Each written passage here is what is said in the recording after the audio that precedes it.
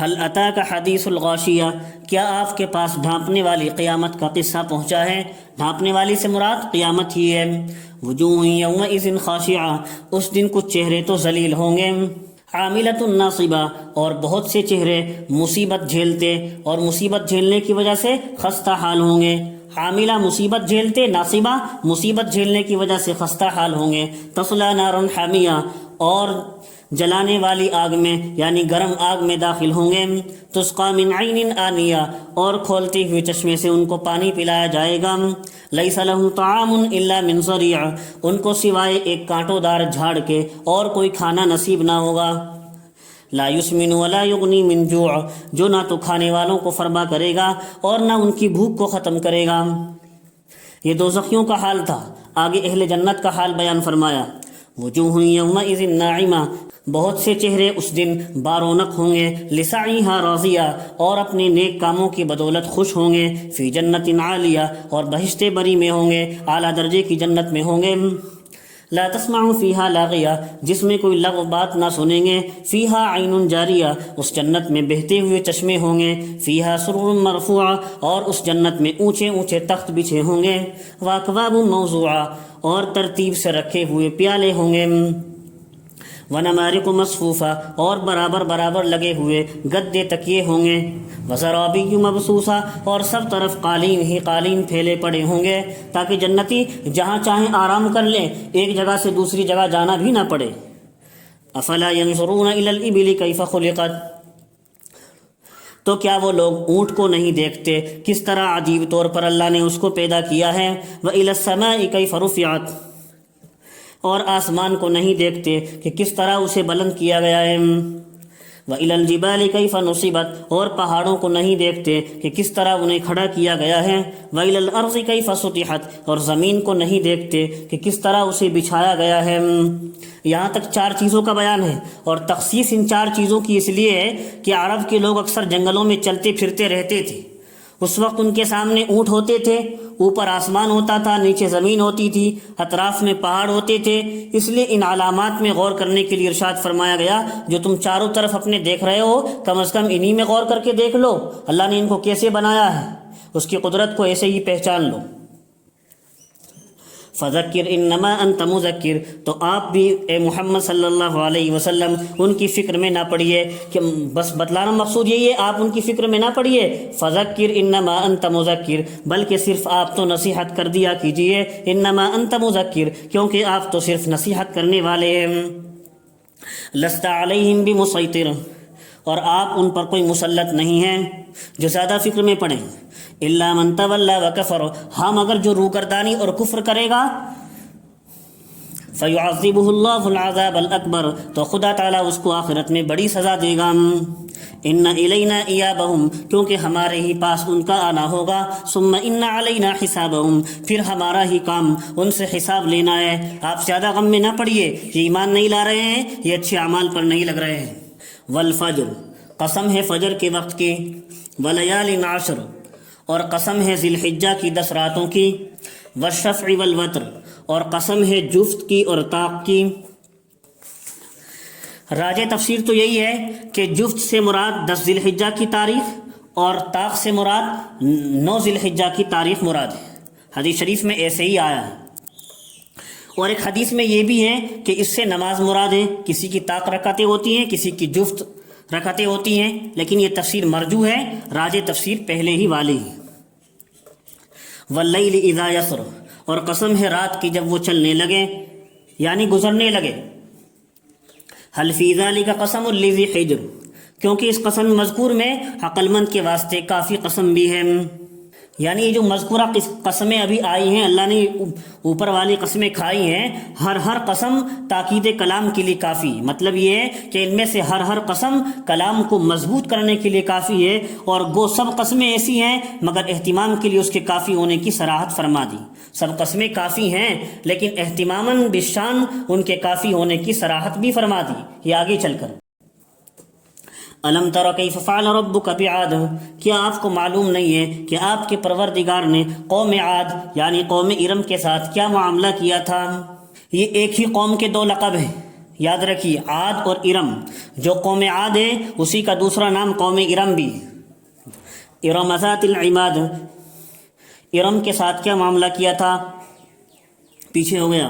ارم ذات العماد، الم تر کیف فعل ربک بعاد، ارم ذات العماد، کیا آپ کو معلوم نہیں ہے کہ آپ کے پروردگار نے قوم عاد یعنی قوم ارم کے ساتھ کیا معاملہ کیا تھا؟ ذات العماد، جن کے قد و قامت ستونوں جیسے لمبے تھے، جن کے قد ستونوں جیسے لمبے لمبے تھے۔ التی لم یخلق مثلها فی البلاد، اور جن کے برابر زور و قوت میں دنیا بھر کے شہروں میں کوئی شخص نہیں پیدا کیا گیا۔ اور یاد رہے یہ ایک ہی قوم کے دو لقب ہیں، عاد اور ارم، جو قوم عاد ہے اسی کا دوسرا نام قوم ارم بھی ہے۔ وثمود الذین جابوا الصخر بالواد، اور آپ کو معلوم بھی ہے کہ قوم سمود کے ساتھ کیا معاملہ کیا گیا تھا، جو وادی القریٰ میں پہاڑ کے پتھروں کو تراشا کرتے تھے اور پتھروں کو تراش کر یہ مکانات بنایا کرتے تھے۔ وفرعون ذی الاوتاد، اور میخوں والے فرعون کے ساتھ کیا معاملہ کیا گیا تھا۔ اس فرعون کو میخوں والا کیوں کہا گیا؟ تفسیر در منصور میں عبداللہ ابن مسعود سے اس کی تفسیر میں منقول ہے کہ فرعون کا معاملہ یہ تھا جس کو سزا دیتا اس کی چاروں ہاتھ پاؤں میخوں سے باندھ کر سزا دیتا تھا، لمبی لمبی کیلوں میں اس کے ہاتھ پاؤں پہلے باندھ دیتا پھر بعد میں سزا دیتا تھا، اس لیے اللہ تعالیٰ نے اس کو میخوں والے سے تعبیر کی۔ وفرعون ذی الاوتاد، اور آپ کو معلوم بھی ہے کیا معاملہ کیا گیا تھا میخوں والے فرعون کے ساتھ۔ الذین طغوا فی البلاد، جنہوں نے شہروں میں سر اٹھا رکھا تھا، جنہوں نے شہروں میں سرکشی کر رکھی تھی۔ فاکثروا فیہا الفساد، اور ان شہروں میں بہت فساد مچا رکھا تھا۔ فصب علیہم ربک سوط عذاب، سو آپ کے رب نے ان پر عذاب کا کوڑا برسایا۔ ان ربک لبالمرصاد، بلا شبہ آپ کا پروردگار تو نافرمانوں کی گھات میں ہے۔ فَأَمَّا الْإِنسَانُ إِذَا مَا ابْتَلَاهُ رَبُّهُ فَأَكْرَمَهُ وَنَعَّمَهُ، جب اللہ تعالیٰ کسی کو آزماتا ہے تو ظاہری طور پر اس کا اکرام بھی کرتا ہے اور اس کو نعمتیں بھی دیتا ہے۔ فَيَقُولُ رَبِّي أَكْرَمَنِ، تو وہ بطور فخر کے کہتا ہے میرے رب نے تو میری قدر بڑھا دی۔ وَأَمَّا إِذَا مَا ابْتَلَاهُ فَقَدَرَ عَلَيْهِ رِزْقَهُ، اور جب اس کو دوسری طرح آزماتا ہے اللہ تعالیٰ فَقَدَرَ عَلَيْهِ رِزْقَهُ، یعنی اس کی روزی اس پر تنگ کر دیتا ہے۔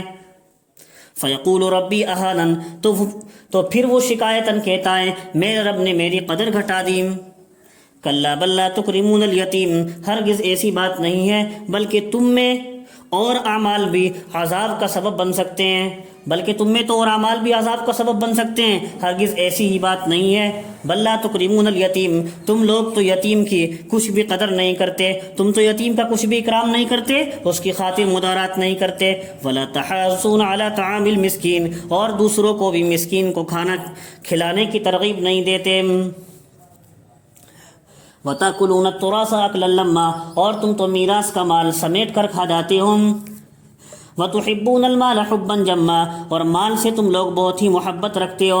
اب آگے ان افعال پر سرزنش اور تنبیہ فرمائی گئی ہے جو موجب للعذاب بن جاتے ہیں، جو عذاب کا سبب بن جاتے ہیں۔ کَلَّا إِذَا دُكَّتِ الْأَرْضُ دَكًّا، ہرگز ایسی بات نہیں ہے جس وقت زمین کو توڑ توڑ کر ریزہ ریزہ کر دیا جائے گا۔ تم تو بات سمجھتے نہیں ہو، ہرگز ایسا نہیں ہے جیسا کہ تم سمجھ رہے ہو، بات تو یہ ہے جس وقت زمین کو توڑ توڑ کر ریزہ کر دیا جائے گا۔ وَجَاءَ رَبُّكَ وَالْمَلَكُ صَفًّا صَفًّا، اور آپ کا پروردگار اور جوق در جوق فرشتے میدان محشر میں آئیں گے۔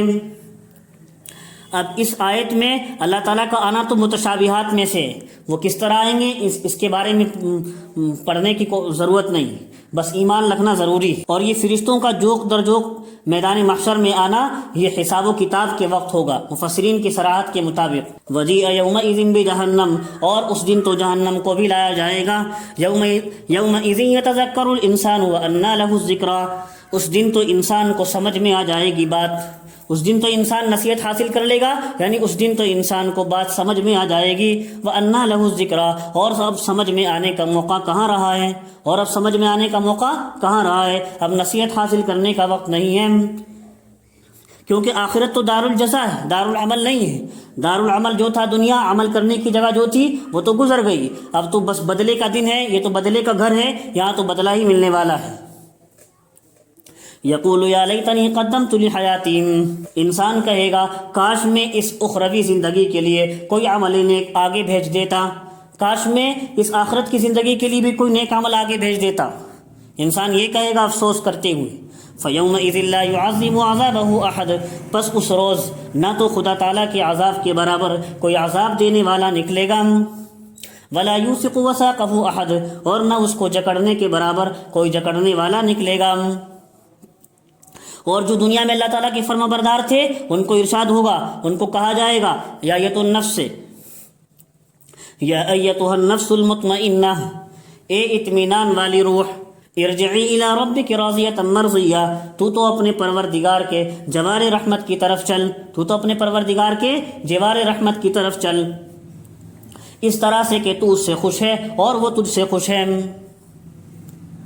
فادخلی فی عبادی، اور تو میرے خاص بندوں میں شامل ہو جا. پھر ادھر جانے کے بعد جہاں جوار رحمت کی طرف بلایا جا رہا ہے اطمینان والی روح کو، نفس مطمئنہ کو، جو دنیا میں اللہ تعالیٰ کے فرما بردار تھے، ان کو کہا جا رہا ہے اپنے پروردگار کے جوار رحمت کی طرف چلو، اس طرح سے کہ آپ بھی اللہ تعالیٰ سے خوش ہیں اور اللہ تعالیٰ بھی آپ سے خوش ہیں. اور پھر ادھر چلنے کے بعد اب میرے خاص بندوں میں شامل ہو جا.